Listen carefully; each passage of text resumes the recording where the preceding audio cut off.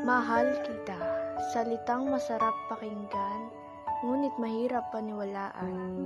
Pero nang tayo'y magkakilala, ako ay nakaramdam ng kakaiba, na para bang ngayon ko palang nadama, at hanggang ngayon ay aking daladala.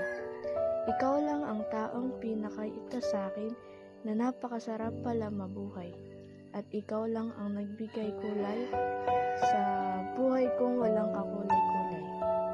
At sana sa paglipas ng panahon at paglipas ng mga taon, huwag mo sanang kakalimutan ako o kahit man lang ang aking pangalan. Ikaw lang ang minamahal ko. Mahal kita. Ngunit kung hindi sapat sa iyo ang salitang mahal kita, hayaan mong panindigan ka kahit na balakid pa ang distansya. Hayaan mo sana akong late ka. Pakay ko'y payak kahit na malayo ka. Isa lang ang nababatid kong tiyak. Ikaw ay aking pinipili at patuloy na pipiliin.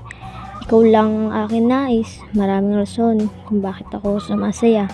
Pero alam mo, ikaw ang pinakaunang dahilan na nagbibigay saya sa akin. Nakakatuwang isipin, no? Pero para bang sa'yo umiikot ang mundo ko. Pero totoo yun. Sa presensya mo ako sumasaya. Sabi ko kung kausap ka, grabe yung tibok ng puso ko kapag andyan ka. Wala eh. Tinamaan ako sa'yo. Sabi nila, labis na masaya ang panimula. Pupunuin ka ng ngiti na parang nakaangat ng iyong pa sa lupa dahil sa labis na kilig ng pag-ibig. Ngunit hindi palaging panimula. Mararanasan mong matulala dahil sa labis na sakit. Hindi palaging masaya na ultimo ang iyong mata ay hindi mo na maipikit. Maiisip mo nakakapagod ang umibig, pero hindi, masarap ang umibig. Sadyang hindi lang kayo ang pinagtugma ng pag-ibig. Kaya't subukan mong bumangon, harapin ang panibagong hamon. Makikita mo din ang para sa'yo. Kapag nakita mo na siya ay mahalin mo siya. Hindi lang sa panimula, mahalin mo siya hanggang sa huli. Kung magkaroon man kayo ng lamat, balikan niyo ang umpisa hanggang sa maisip niyo kayo ang para sa isa't isa. Malaya. Kusa kang dumating sa buhay ko. Hindi kita inutusan na ligawan ako. Sinagot kita kasi sabi mo, mahal na mahal mo ako. Sabi mo, ako lang ang nag-iisang babae sa buhay mo. Sabi mo, kasama mo na ako sa pangarap na bubuin mo. Sabi mo na balang araw magiging apelyido ko ang apelyido mo. Ang dami mong pinangako, pero lahat ng yun napako.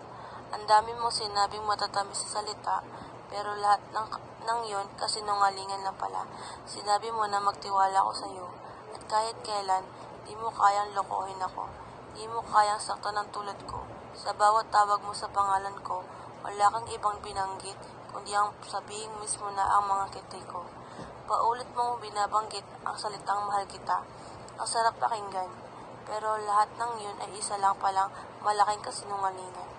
Hindi ko pinapakita sa iyo kung gaano kita kamahal dahil natatakot ako na baka bigla mo na lang akong iwan. Ayoko sa pag-isan mo, alam mong masasaktan ako. Kasi mas gusto kong lumisan kang hindi alam ang totoong nararamdaman ko.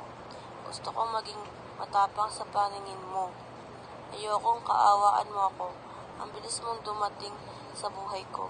Ngunit kasing bilis rin pala ng kidlat ang pag-alis mo. Hindi ko inaasahan na ganito ang nararamdaman ko. Nahulog na nga ako ng sobra sa patibong ng pagmamahal mo. Napaniwala mo ako sa lahat ng mga kasinungalingan mo. May nalaman ako sa mga kaibigan mo na may asawa at anak ka na at may ibang girlfriend pa. Ayoko sanang maniwala sa kanila, ngunit kaibigan ko sila.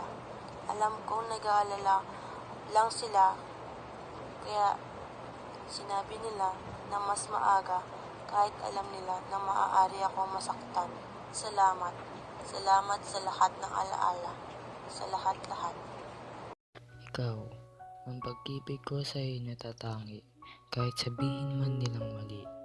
ikaw pa rin ang aking pinipili. Ikaw pa rin ang hahangaan, isang nilalang sa ilalim ng buwan. Di magsasawang ika'y pagmasdan. Kung ako'y pagpapalain na iyong pipiliin, ang habang buhay kitang mamahalin. Sa sinusulat kong tula, ikaw lagi ang paksa. Lahat ng ito'y hanggang tula lang, hanggang tula lamang. Ikaw,